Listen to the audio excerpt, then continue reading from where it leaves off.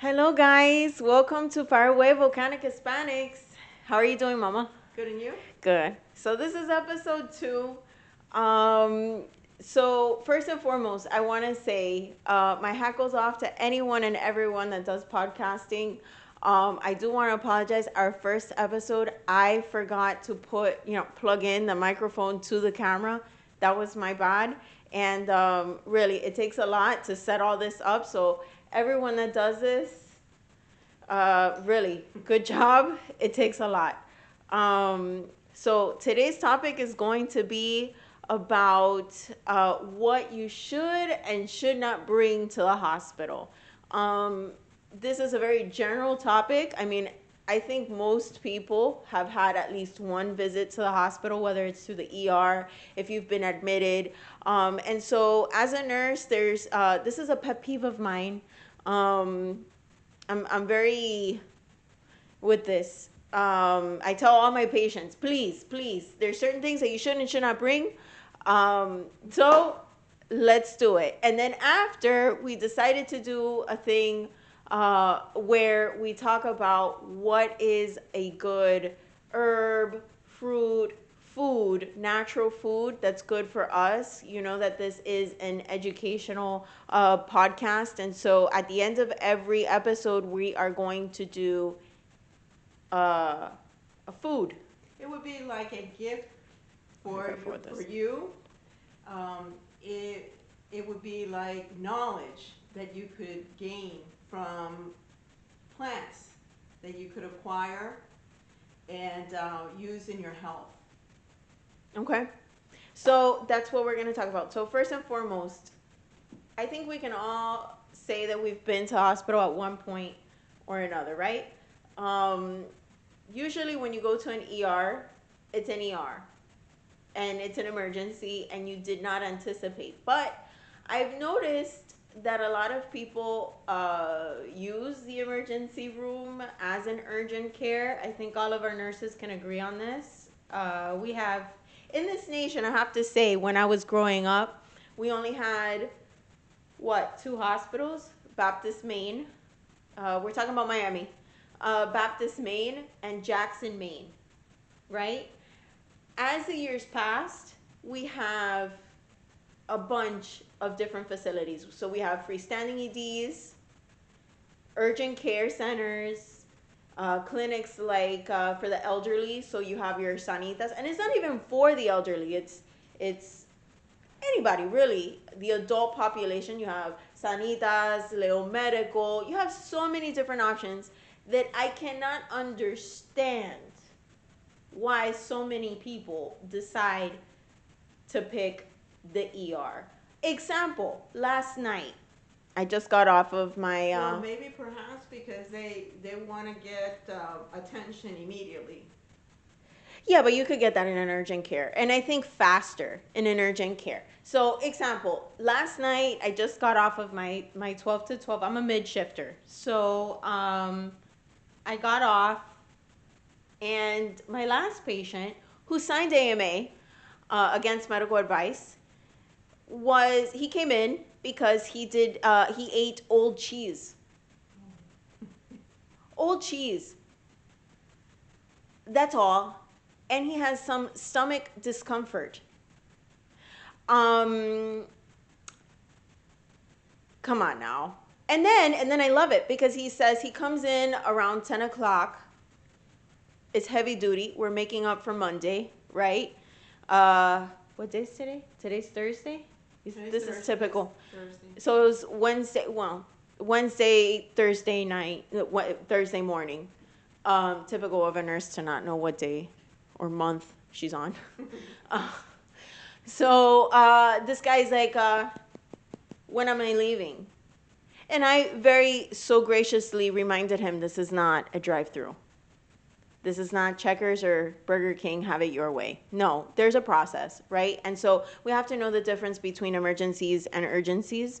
And that's all I have to say with that. Because I'll go down the rabbit hole fast. If we start talking about all the stupidities And I'm so sorry, it sounds so insensitive, but it's the honest to God truth. The stupidities that people come to the ER for. But anyways, like dust in my eye. That's all? Dust? Yes, dust. Anyways, what you should and should not bring to the ER. So, as women, we are Hispanic Caribbean women. We can't go without addressing women that are pregnant and they have to go to the hospital to give birth, right? So let's talk about that first, get that out of the way, and then we're going to talk about the general public, right? So I just wanted to point out the American Pregnancy Association. This is in unicorn utopia land, right? And I'm so sorry if it's disrespectful, but it's the honest to God truth. And we're going to go through this because these websites, you're going to go as a pregnant woman. I've never been pregnant. But as a nurse, I have seen people come in with 5 luggage bags, 5 rolling luggage bags. Don't be that person. Unless you came from the airport, please do not be that person.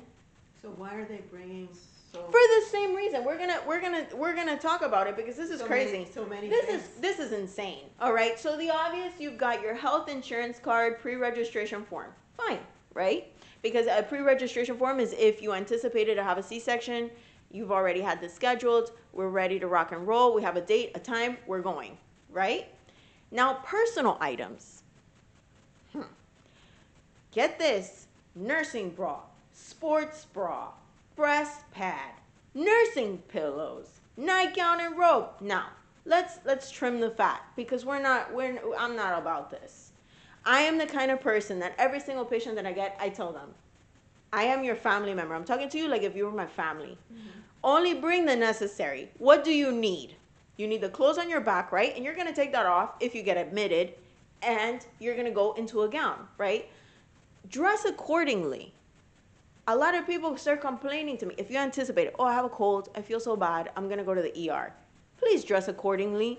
Bring a sweater. So then these are ladies that come in. But let's hold on a second. Let's talk about people come in, and I know I'm going all over the place, but there's people that come in and say, it's so cold.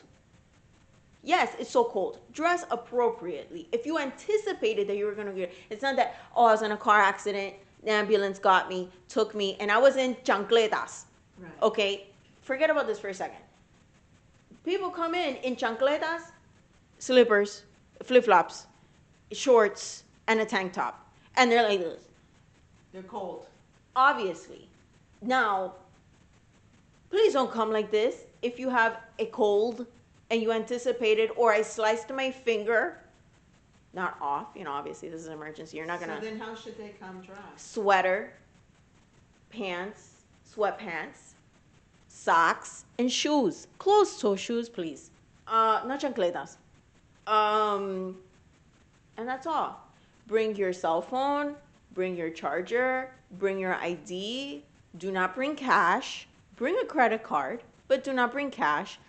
Get rid of the earrings. Get rid of any gold jewelry, rings, all jewelry, everything that is of importance, of value.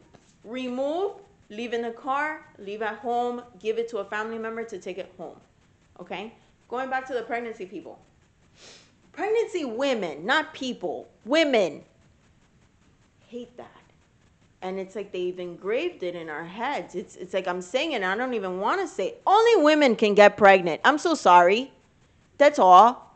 Women. It's biological. With ovaries and a uterus. Period. And I'm reminded of it, no pun intended, every month. With the cramps. And if there's men watching, sorry. It's the honest to God truth. It's the reason why we give life. It's painful and it's only for women, reserved for women. It's a women's club only. Women with ovaries, uterus. Sorry. Sorry, not sorry. Going back to this gem here. This is a lot of fluff. What do we need?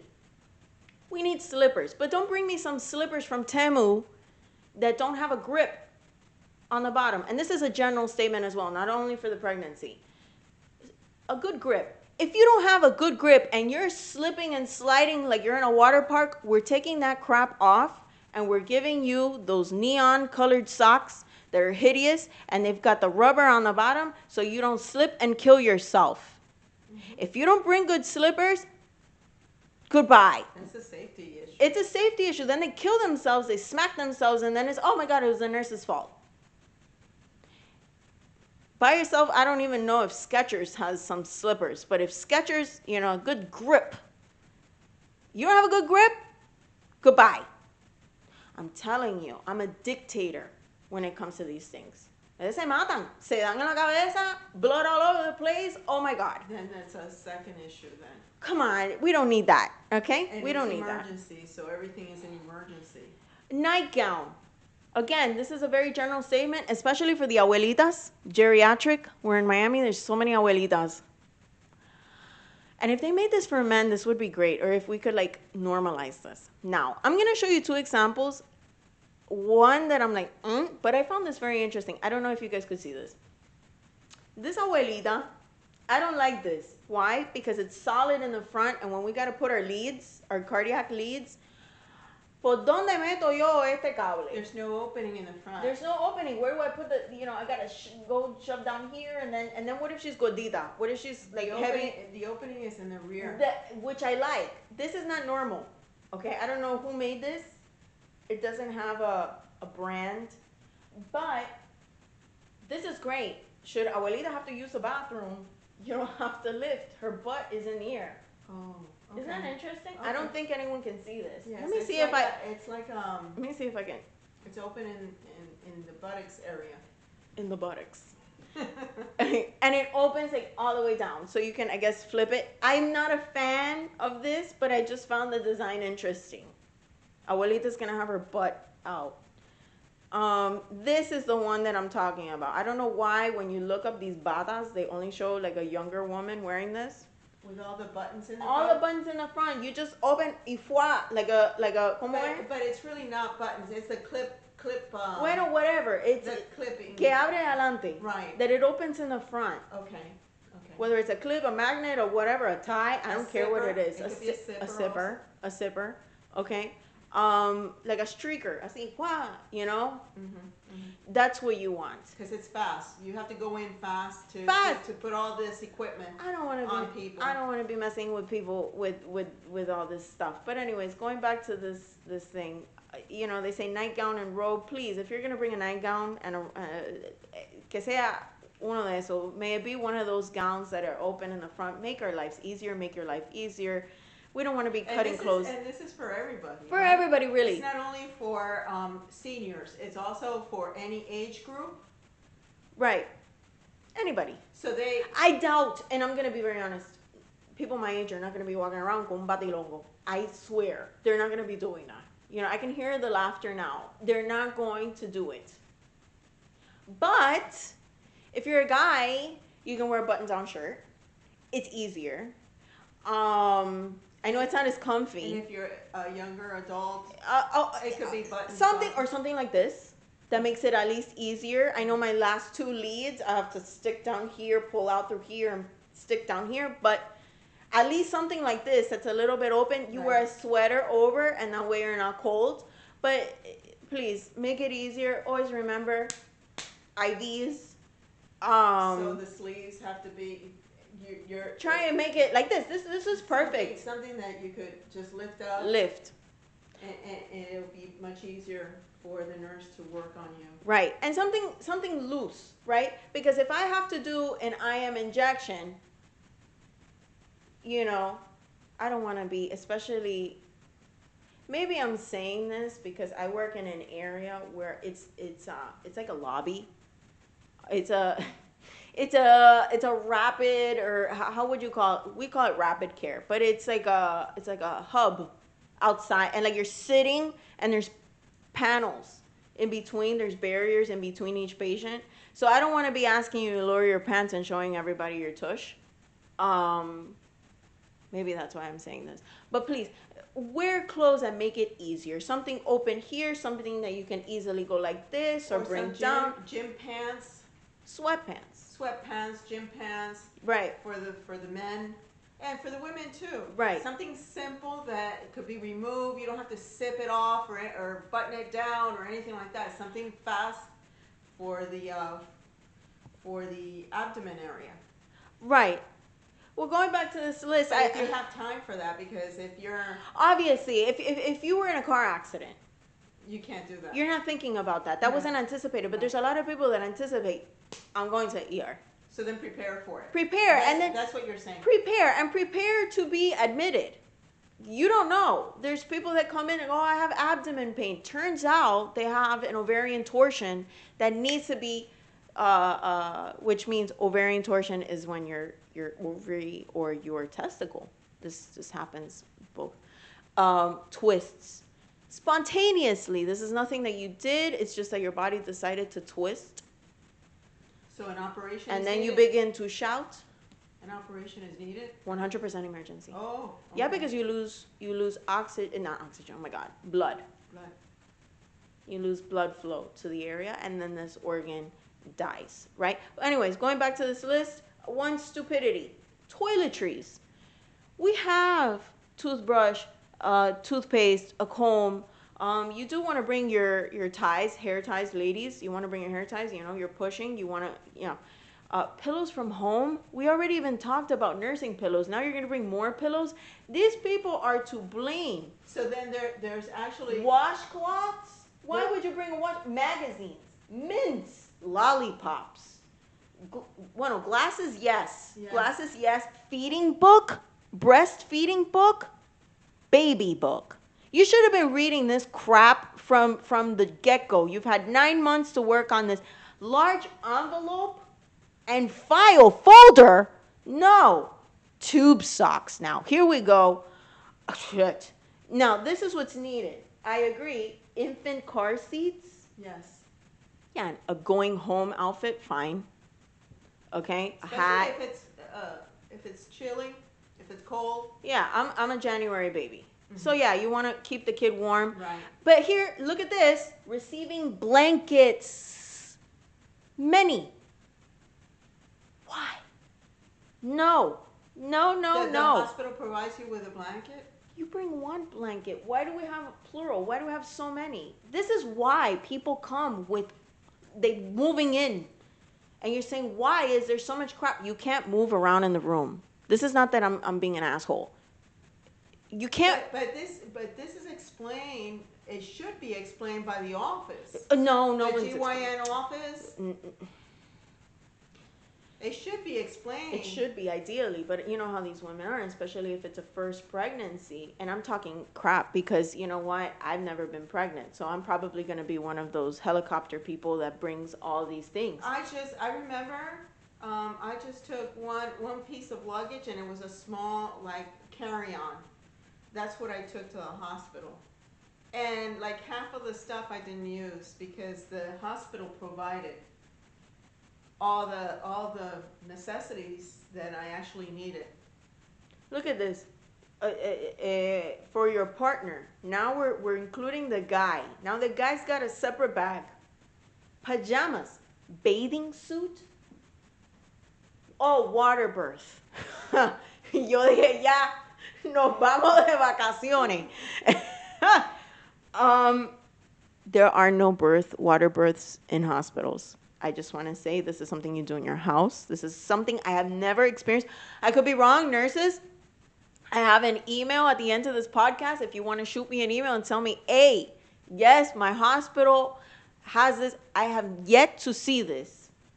And I've worked in a couple hospitals already. 9 years being a nurse. So it's not the water delivery No. method? No. Okay. Esto es, you sit on a bed and you put your legs up on the But ceiling and it's over. But I believe that all of this should be communicated prior to going. But what you're saying is that they go with all of this to ER because something happened? Well, not to the Their ER. water broke or something, and Well, so yeah. they have all this planned Yes. prior to going. Yes. No, it's so funny. The woman can barely walk. I've seen this a million times. The woman can barely walk. And she has all this preparation. The husband runs in, grabs a wheelchair, gets the woman, throws her in the chair, rushes her to the front desk, runs back to the car that's parked in the center of the thing, right? No one else can pass by. Now he's unloading, like if we've just touched down in Cancun, unloading I'm not kidding when I say 5 to 6 bags, rolling bags, rushing in, throwing everything in. Then you see, and then I love it. There's like 10 family members coming in. Maybe it's because it's Miami. Maybe it's because it's us. It's our culture, everyone and anyone. You touch down in the hospital, that's it. It's over. The entire family the whole family comes goes. and congregates. Can I just emphasize, and I want to grab the microphone. I need a squishy ball or something. There's not enough room for all of you people. There's not enough room for all your bags. And as an ER nurse, I'm telling you, if there's an emergency, we cannot move around all your crap. Don't bring crap. It's unsafe too. It's unsafe. Because those are barriers in the middle. We can't get to you. Of getting to the patient, and that's an emergency area. So the less you take, the better it is. I'm frustrated. I don't know if it's because I worked yesterday That's or where what, but I'm like, that's yeah. where you use the Mies van Roo, less is more. So that's really the summary of the whole thing. Less is more. So when you go to emergency, take the bare minimum. Minimalism. Minimalism. Okay. So are you? Well, you have some stuff. You have a list. Yeah. I have a small list. It's not that much. It's. I had to vent today. I'm sorry. Health insurance card. These are items that you should take. That they're very important to take. Maybe perhaps a co-pay, a credit card.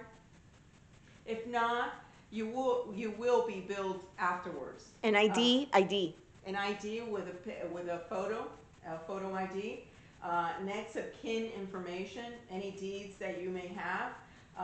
List of current medication over the counter or street drugs. Thank you. Very important. Yeah. List of allergies, personal assistant devices, hearing aids, speech devices, eyeglasses, walker, a cane, wheelchair, and of course the phone and the charger. Those are items that are important. And I'm gonna touch on the wheelchair for a second. And people say, why did you say wheelchair if there's wheelchairs in the hospital? Did I mess up my makeup? No. Okay. If you are a bariatric patient,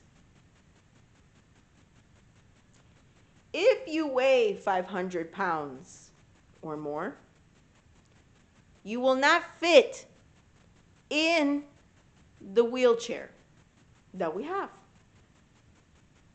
You might fit if you bring up the handles, if your wheelchairs in your hospitals are like this. Do not bank on it. If you're a heavy person, bring your own wheelchair. Yesterday, it was wheelchair gate. There were no wheelchairs. Something so simple, yes, it happens. There were no wheelchairs. We had our security guard, instead of securing the front, looking for wheelchairs.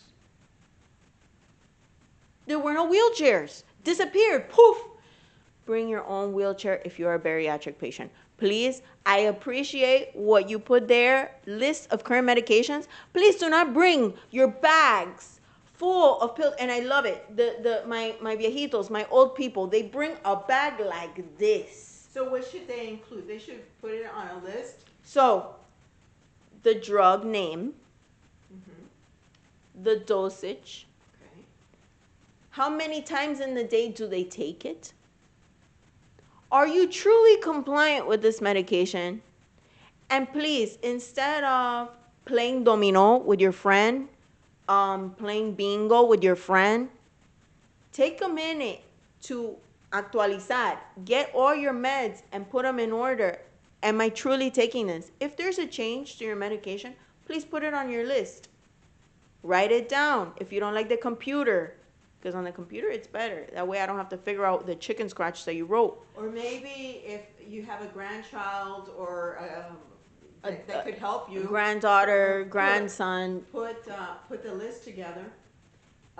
Maybe your daughter or your son could put a list together so that you have it ready and have it in a folder with all the documentation or a copy of the documentation like photo ID and all that, Right. they could keep it in a folder Mhm. in a specific place that they'll remember to just pick it up and go. Right. Now, if it's a medication, like let's say you're a transplant patient and you know odds are that this hospital may not have this medication and it's imminent that you take this med, please bring that med, okay? What I'm trying to avoid here, and I'm trying to educate you guys on from our side, is stop bringing a bag like this of meds, okay? There's no time for that. Please, I don't, Because here, again, it's emergency. Figure it out. It's not that you're going to your primary physician or a clinic, that they have time to just look at all this and figure it out. This is emergency. So emergency is fast. Emergency equals fast. no, So- I love the people. I love the You should people. be ready. If you're gonna go and you're planning to go because you have symptoms and you just wanna see someone right away, then that you should have an envelope ready with all your information prior to going. Do you know what it is that they'll throw a bag at you and say, figure it out? This is what I'm taking. There's no time for that, because again, how many patients do you have? Our ratios, I'm part of the union, is 5-1 in the emergency setting. And don't tell me ESI is dependent on this. They will throw a 2 in the middle of all your 3s. People that are not in medical, you don't know what I'm talking No, about. I don't know what you're So talking in ESI 2, okay, we're gonna say very bad, bad. We're in the middle. Like different levels Right. So 4, of critical. 4, you're not dying. Right? 3, there's things that need to be ruled out, and there's various tests that we need to do, imaging that we need to do. You're a little bit, 2, we're in trouble. ICU. 1, we're trying to bring you back. Okay. Right? you And have- so you require, the number is dependent on how much care you require. And so if you think, oh no, this person's gonna have, a nurse is gonna have all 4s, no, my dear, you're not. Even if you're outside, you will get your 3s. You won't get a 2, but you'll get a 3. And those nurses that are in the critical zones, they will get 5 patients and they'll have a couple 2s in there. I have had it. I've had two ESIs, and then because my ratio is 5, so the 3, So it would be a total of 7? no, I have 5 patients. So if I have 2 ICU patients, which I've had, 2 ICUs, and then I have 3 other patients, right? There'll be ESI 3, most probably. So it's a lot. And please be nice to your nurses. Please be nice to your nurses. Be understanding with your nurses, and understand, like I mentioned in the beginning, this is not a drive-through. Be nice. I'm taking this personal, because it is personal. Your nurses, half of your nurses have not eaten. Half of your nurses don't even know what water is in their 12 hours. I peed once yesterday. That's not good. Okay? I ate. My shift is from 12 to 12. I ate at 9 p.m. From 12 o'clock in the afternoon to 12 o'clock at night, I ate. First time at 9 p.m. Be nice to your nurses. This is not me trying to be a bitch, but this is the honest to God truth. I've always said, respect so that you are respected. Yeah. And it's very important to remember that they are human beings. They are human beings, and they have necessities too. So remember that when you go to ER. I know that most of the time people are in a lot of pain. Of course. And they are scared because they don't know what's going on with them.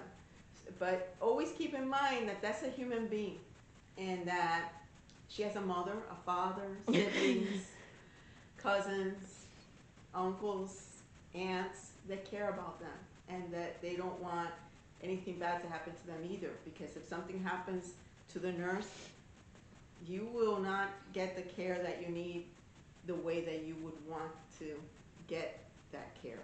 So remember that, always. Yeah. That's why we have a nursing shortage, unfortunately. So, you have anything else to add? Well, if you you don't have anything. I don't have anything. So we're gonna go. Okay, so we're reaching the conclusion. So we're gonna talk about something that we found. In our quest of seeking cleaner water, okay, water that is not inundated with chemicals that then cause secondary effects like cancer and things like this. We know that fluoride is in our water, right? So, I was looking. Wait a minute. You said this is part of this. Okay. And unfortunately, I can't freeze. So this is a little, tú sabes, machucado, but it's okay. In our quest to seek cleaner water, we obviously know that fluoride is in our water. So I found an article that said tamarind reduces fluoride or eliminates fluoride from your system.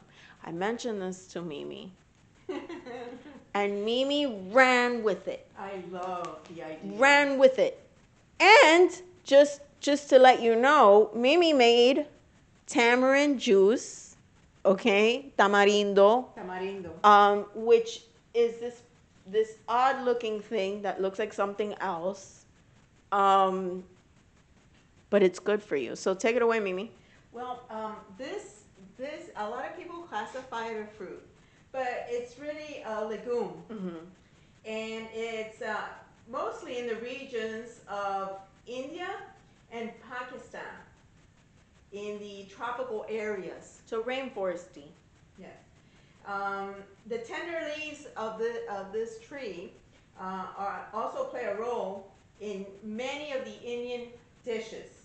And I'm just going to go briefly through all the benefits that this legume has for us human beings. It helps protect the neurological health of people. It contains magnesium. It removes the fluoride deposits from your bones. Calcium fluoride is a natural mineral found in the soil and water. The fluoride added to tap water, toothpaste, and other products is an industrial chemical that actually breaks down our bones instead of helping them. The third benefit of it is it's beneficial for the cardiovascular health. It's significant. It reduces the cholesterol level. It decreases the blood pressure and the heart rate in diabetics and hypertensive brats. So this has been scientifically proven.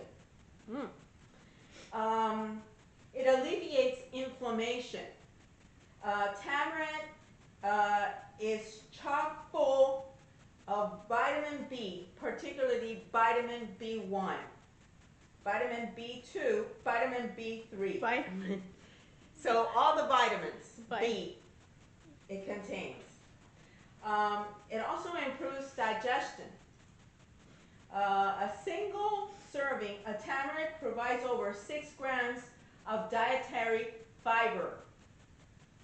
It's high in magnesium, like I said before. It's critical mineral for overall health, particularly when it comes to your nervous system.